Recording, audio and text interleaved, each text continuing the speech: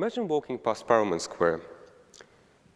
You always hear these voices that are high. The banners are always flying in the air, and chants echo through the air. You probably might have seen even some climate activists demanding net zero emissions now, or even some protesters demanding local government changes.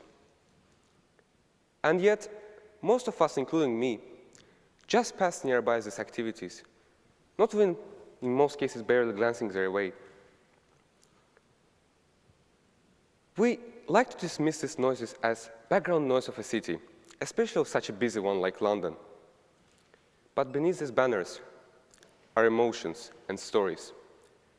Stories filled with anger, hope, love, frustration, and any other emotion you can imagine.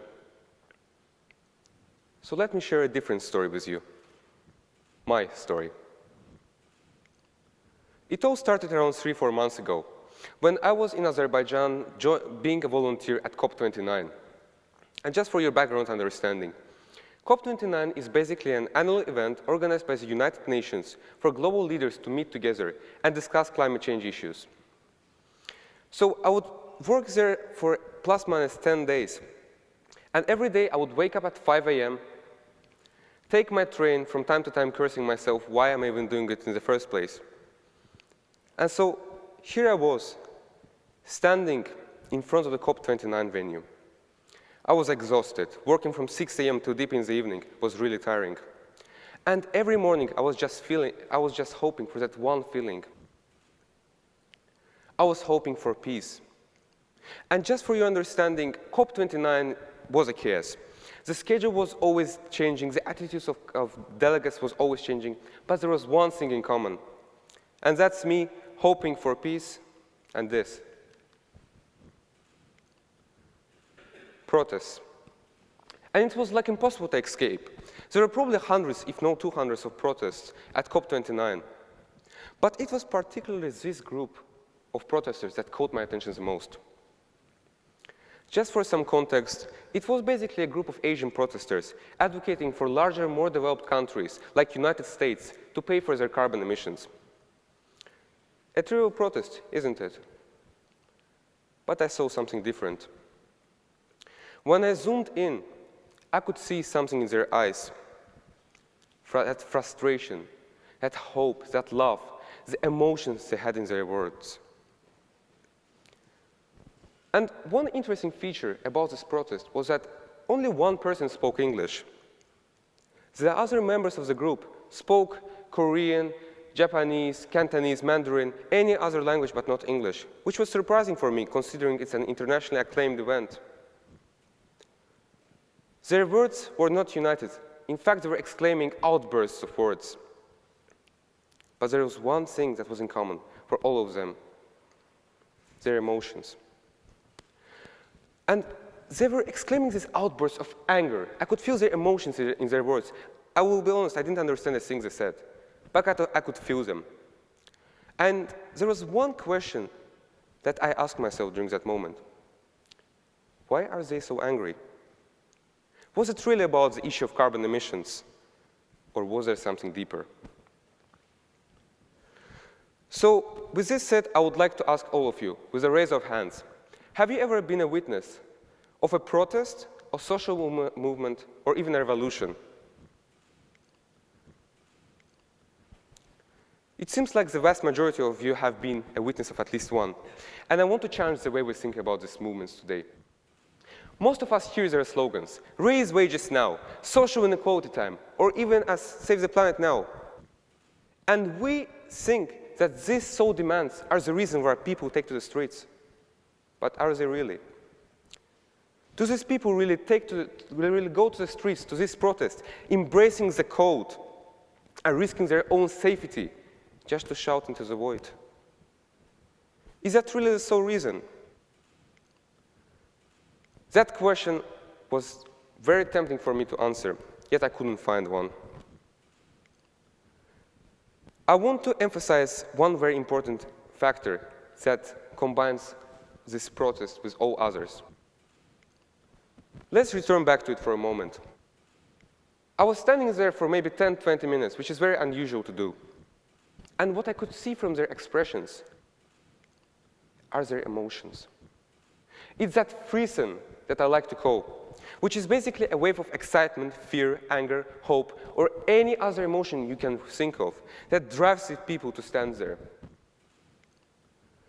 They had feelings of being dismissed, unseen, and unheard by the world's most greatest powers. Now, we touched upon the point of reason, which is basically what I believe drives these people to stand there in the cold. That emotion, that sparks that unites people across boundaries, transcending all logical and rational understandings, to just unite. So I want to ask you to think of a personal example where you have experienced reason. The most logical example that I could give would probably be a game, where you were supporting a team or you were in a team. And let's say the two teams had an equal number of points, and it was the final minute deciding who would win. And finally, you hear your team winning. It's you jumping out of your chair, full of excitement. You're not looking at the tactics that we're playing. You're not looking at the scoreboard, but you're caught up in the moment. That exact raw emotional feeling is what drives these movements. So after experiencing all of these protests firsthand, especially at COP29, and analyzing history, I came up with 4 factors that are present in any major scale revolution, protest, or social movement. If there is one thing I would want you to remember from my speech, it would be this mnemonic: cliff. Imagine a small-scale protest being at an edge, or rather said at a cliff, of breaking into a massive revolution or large-scale protest.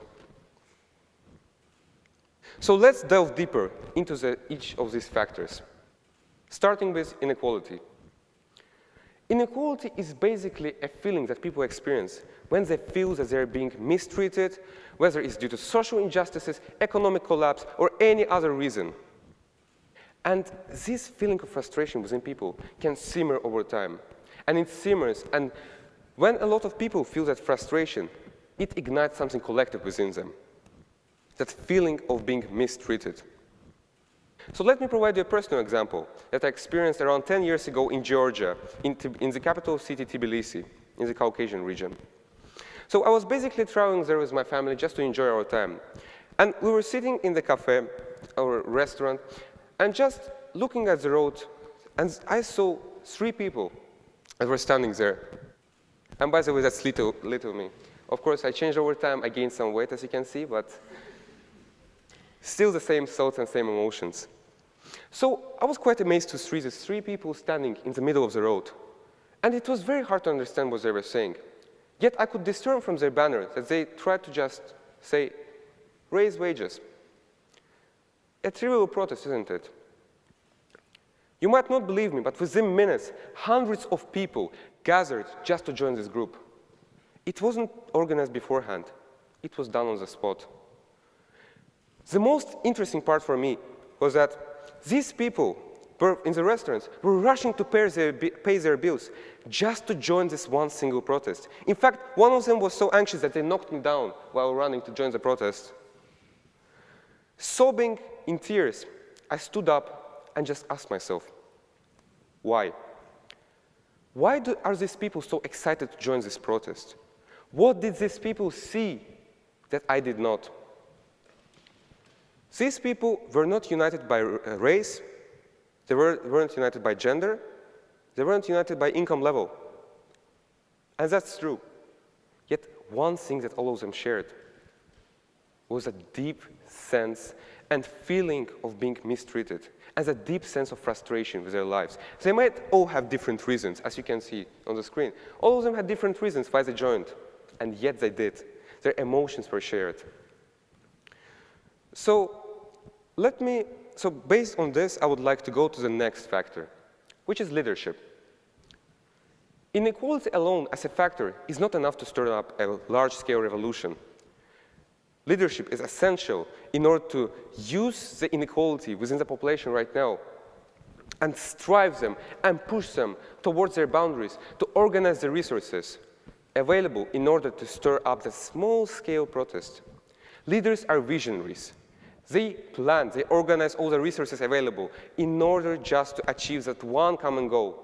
They're problem solvers who are ready to deal with any consequences and to take action when necessary. The famous example of Lenin, who was the leader of the Russian Revolution, is very important to consider. And taking from my personal example, taking from my personal example, at COP29, the leader was a person who was the only one speaking English. The others didn't even know what English was in the first place to learn. Yet he organized the entire group to travel together from entirely different continent, traveling 2 continents just to join this one simple COP29 event. If not for that leader, this protest would probably never take place. And last but not least, I want to emphasize one more factor: crisis. Now, I want you to think about crisis as something additional and not essential. Yet crises are enough to stir up a mass revolt. A crisis could be a war. It could be, like my teacher, Mr. Fair, with economics likes to call, a recession or economic collapse like the 2008 financial crisis. Or it could be any other reason that forces people towards collective action. Now, we're left with the last feature, the last factor, but yet the most important one: freezing. Despite the fact that freezing cannot work on its own, freezing is exactly what unites people across boundaries, transcending logic, any rational understandings, to collect these people together due to their shared feelings. Now, let's reflect back on the first statement with which I began the speech. We passed through the Parliament Square, looking at these protests and dismissing them as just background noise, dismissing these banners and voices. But behind each voice is a story. A personal story filled with emotions, emotions of fear, anger, hope, anxiety, frustration, or any other feeling you can imagine. As students here in Westminster, living just past the road to the Parliament Square, it's very important to recognize the challenges that the people face. And once we're open to embrace these challenges, we can understand and personally connect to these individuals. From COP29 to Westminster, I learned that all the social movements are united by not logic and not rationality. It's freezing. It's that spark that unites people across different boundaries. Freezing. It's that hope that unites people and gives them that vision for the future. It's a surge of anger that causes people to rise up from being oppressed. I want to leave you with this thought. When freezing moves, people follow. So the next time you get caught up in the protest, will you let that spark just die out? Or will you let it ignite something greater? Thank you.